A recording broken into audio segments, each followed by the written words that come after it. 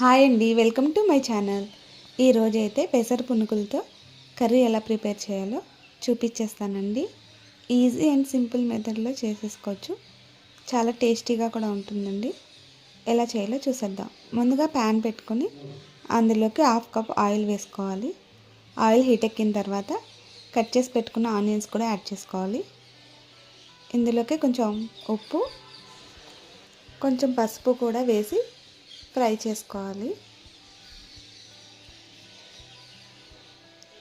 Onions కొంచెం fry అయిన తర్వాత కట్ చేసి పెట్టుకున్న పచ్చిమిర్చి, కొంచెం కరివేపాకు కూడా వేసుకొని ఆనియన్స్ పచ్చివాసన పోయే వరకు ఫ్రై చేసుకోవాలి.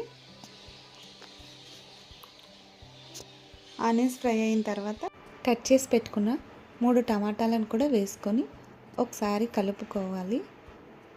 తర్వాత మూత పెట్టి మీడియం ఫ్లేమ్లో టమాటాలు మగ్గి ఆయిల్ సపరేట్ అయ్యే వరకు ఫ్రై చేసుకోవాలి, వీడియోలో చూపిస్తున్నట్టు.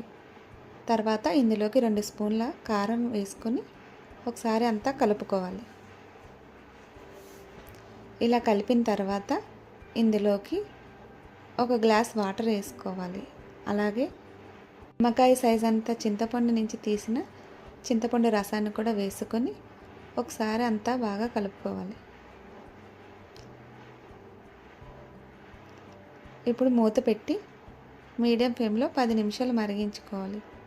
ఇలా మరిగిన వాటిలోకి తగినంత ఉప్పు, అలాగే కొంచెం కొత్తిమీర కూడా యాడ్ చేసుకొని ఇప్పుడు ఇందులోకి పెసర పునుకులు వేసి ఒకసారి కలుపుకొని మూత పెట్టి లో ఫ్లేమ్లో 5 to 6 మినిట్స్ కుక్ చేసుకోవాలి.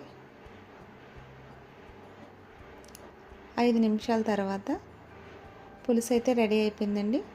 ఇందులోకి కొంచెం కొత్తిమీర కూడా వేసుకొని దించేసుకోవడమే. అంతే అండి, ఎంతో టేస్టీగా ఉండే పెసర పునుకుల కర్రీ రెడీ అయిపోయింది. తప్పకుండా ట్రై చేయండి. వీడియో నచ్చితే సబ్స్క్రైబ్ చేసుకోండి. Thank you for watching.